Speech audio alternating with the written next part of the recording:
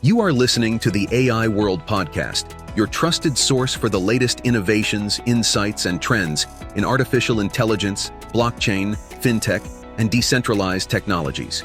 Each episode features expert interviews, engaging discussions, and in-depth analysis of how AI transforms industries worldwide.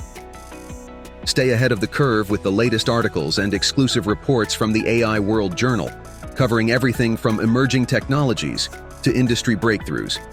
For more news, global events, and access to AI World Society circle gatherings, visit us at aiworld.tv. Don't forget to subscribe to stay informed, stay connected, and be part of the AI revolution with AI World Lounge. Thank you for listening.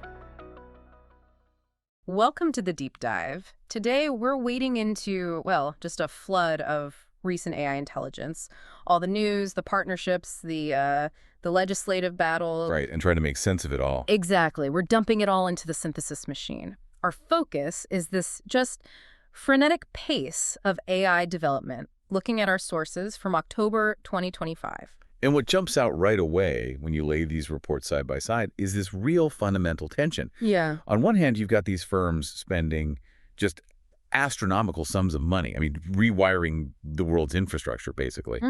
But then on the other hand, you have serious financial experts asking, is this real growth? Or is it just the biggest asset inflation story ever? That's the core question we kept seeing, isn't it? Are we looking at the next, Industrial Revolution foundation, or is it just a really sophisticated bubble about to pop? So our mission today, cut through the hype, synthesize this contradictory evidence, the boom and the burden, the immediate burden, so you know what this AI sprint really means right now. Okay, let's start by following the money. Because the sheer scale of the cash flow, it suggests a boom that feels very real, not theoretical. It does. These aren't just paper valuations. These are commitments to long-term presence, not a quick flip. Okay, let's unpack this funding frenzy then. We've seen tech money flow before, obviously, but this feels different somehow. The scale, the depth. It does. It's not just VCs pumping up numbers, it's commitments to physical stuff, to custom foundational hardware. Yeah, that foundational hardware piece is really key. We saw the news about OpenAI's collaboration with Broadcom. Right. Designing and deploying their first custom AI processor or accelerator. That's a big deal. It signals a real shift towards owning the entire stack. Wait, hold on. Why is that so massive strategically? I mean, OpenAI already works with NVIDIA, with AMD, the established players, right? Why build their own? Well, think of it like this. It's deciding to custom build your own engine instead of just buying one off the shelf. NVIDIA, they dominate. But relying only on one or maybe two vendors for your most critical resource, which is compute that creates a huge strategic bottleneck down the road. Ah, okay. Vendor reliance. Exactly. So by working with Broadcom, OpenAI starts reducing that reliance. They're trying to ensure future performance is optimized specifically for their models. It gives them an edge, control over their own destiny. Right. It's a massive investment that basically says, we expect this demand to last, and we're going to own the means of production. And that desire to own the means of production, it flows right into the literal infrastructure too, doesn't it? You can't run a custom chip without custom power, custom building. Precisely. And that's where you see the financial world really starting to view AI not just as software, but as an industrial utility. Like electricity or water? Kind of. Look at the $5 billion strategic partnership between Brookfield and Bloom Energy. Yeah, that was huge. Their goal isn't just building data centers. It's deploying fuel cells, creating entirely new AI infrastructure. It's concrete. Physical investment. And you see it reflected immediately. Bloom Energy stock is climbing because of this. So the market sees AI needing its own dedicated, maybe even off-grid power generation. It seems that way. Right. And it's not just the tech giants either. This demand is rippling through the whole global supply chain, right now. You mean like TSMC? Exactly. TSMC expects its Q3 profit to soar 28%. That's a significant jump. Yeah. And they directly link it to this massive wave of AI spending. The cash is hitting the hardware makers hard and fast. And even companies that aren't primarily hardware, they're shifting their whole focus. Like Salesforce, right? That $15 billion investment in San Francisco. All focused specifically on regional AI innovation. Wow. It tells you that this momentum is it's pervasive. It's forcing these huge, visible corporate changes. Okay, but talking about massive financial flows, this is where it gets tricky. The bubble debate. Ah, yes. The elephant in the room. How can two industry titans look at the exact same numbers, that 28% TSMC jump, the $5 billion Brookfield deal, and come to such wildly different conclusions about market health? Well, that's the great psychological puzzle of this moment, isn't it? You've got Howard Marks from Oaktree, a really respected voice, arguing pretty clearly this isn't a bubble. Or, well, at least not yet. Okay, what's his reasoning? He argues the underlying tech innovation, the ability to scale these foundational models, actually justifies the enthusiasm. He sees it as fundamentally different from, say, the dot-com bubble. But then, countering that, you have Pat Gelsinger, former Intel CEO, and he basically says, Call a spade a spade. Yes, it is a bubble. right, so total disagreement. Well, here's a nuance you really need to grasp. Gelsinger's twist is critical. He says, yes, it's a bubble, but one that probably won't pop for several years. So the timeline is the key disagreement. Exactly. If you synthesize these views, the takeaway isn't that the valuation isn't high. Pretty much everyone agrees it's astronomical. The debate is purely about when or if the correction comes. So even if they disagree on the bubble label, they actually agree on the immediate future, which is... Sustained, high-level, multi-year investment seems pretty much guaranteed, which means this unprecedented infrastructure build-out. It's unavoidable, bubble or not. Okay, the money's locked in for now. The money is locked in, and that sustained commitment translates immediately, directly into physical demand. That transition feels crucial because all this cash, it isn't just numbers on a screen. It translates directly into megawatts and steel and concrete. Right. This is where the dollar boom crashes right into the immediate physical strain on the planet. And that physical reality often gets overlooked in the financial headlines.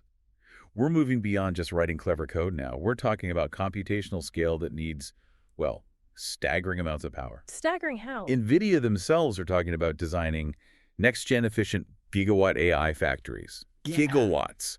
When you start measuring your infrastructure needs in gigawatts. You're changing the scale of the entire utility grid. Fundamentally, yes. And we saw maybe the most visceral, the most immediate consequence of this reported in the sources.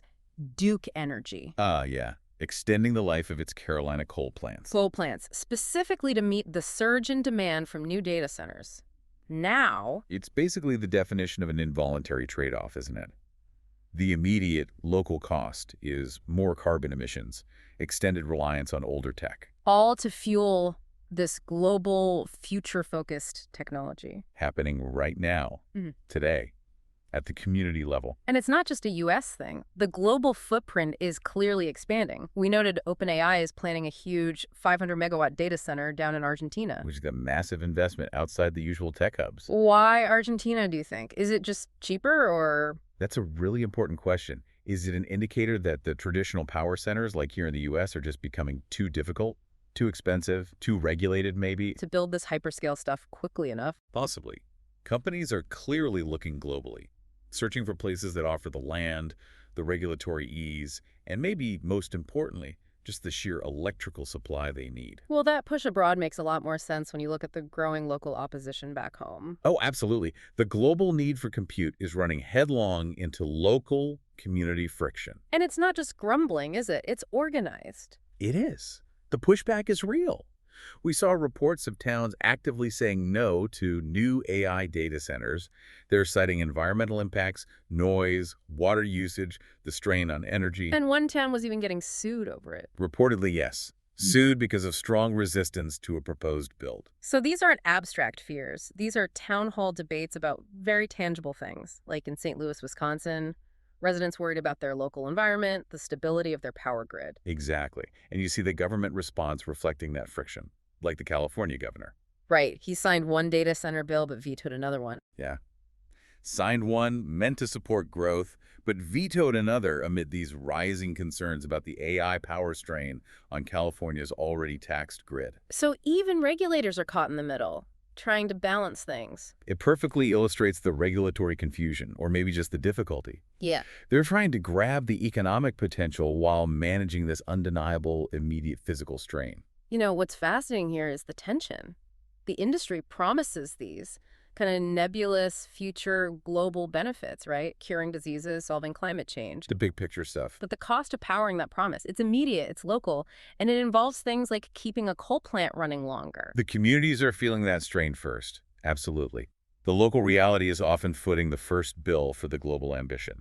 Okay, so moving past the physical infrastructure strain, we really have to talk about the human impact, how AI is already shaping how we live, how we work, and crucially, how we legislate. Yeah, the sources show this immediate scramble to define the ethics, the boundaries of these tools. And the legislation is moving incredibly fast, sometimes focusing on really personal uses. Like California, first in the nation legislation trying to regulate AI companion chatbots. Companion chatbots, wow. Yeah, it's a huge moment. And it's aimed specifically at safeguarding children from risks tied to these AI chatbots and social media. They're essentially trying to define what intimacy means in the age of AI. And then in professional fields where AI isn't just, a companion, but a collaborator, the ethical alarms are really going off. Definitely. We saw specific warnings coming out of the medical community. Researchers worry that the rush to implement AI scribes in healthcare, it actually risks patient safety. How so? Just errors or? Errors are part of it, but it Yeah. goes deeper. Experts are noting that this integration, like AI in diagnostics or record keeping, it could make it incredibly hard to establish who's actually to blame when something goes wrong. The liability issue. Exactly. You risk creating this liability vacuum. The human doctor points to the AI, and the AI, well, it can't be held legally responsible in the same way. And this fear displacement accountability, it's driving real-world action too, like in the creative industries. Oh, yeah.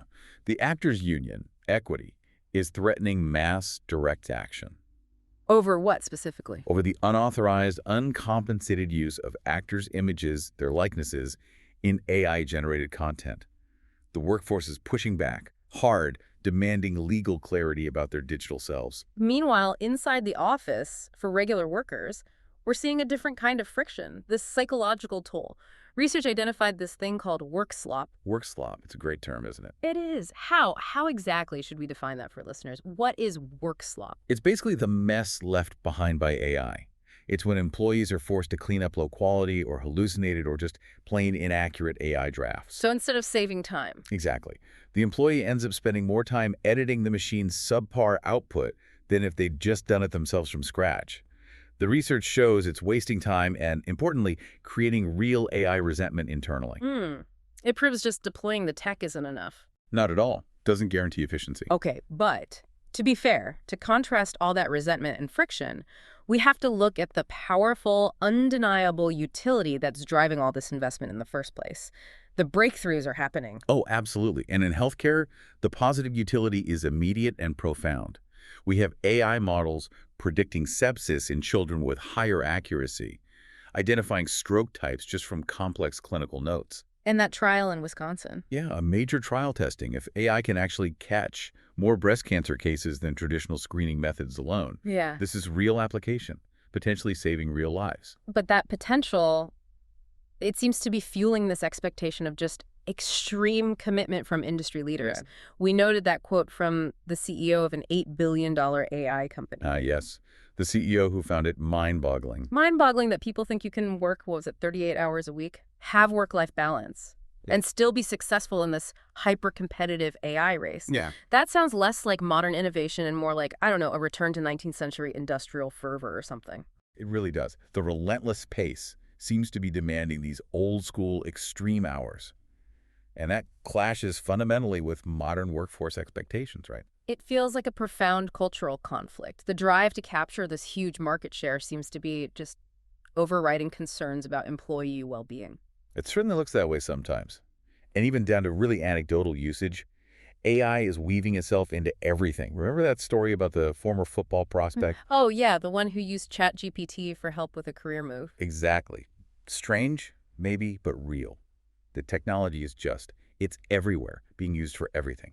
#TagAtro. Wow. Okay, what is sweet? We've covered these multi-billion-dollar strategic deals like OpenAI and Broadcom, the astronomical financial valuations, and then the very real, immense physical strain on the power grid, leading to things like coal plant extensions right now. And at the same time, you have new laws trying to regulate things like companion chatbots and massive organized resistance from unions fighting against AI displacement. So it's really not a simple choice, is it? Boom or bust. It's more like this complex collision, financial euphoria crashing head-on into genuine infrastructural limits, legislative limits. Yeah, that's a good way to put it. The evidence shows sustained investment is almost certain, at least for a while.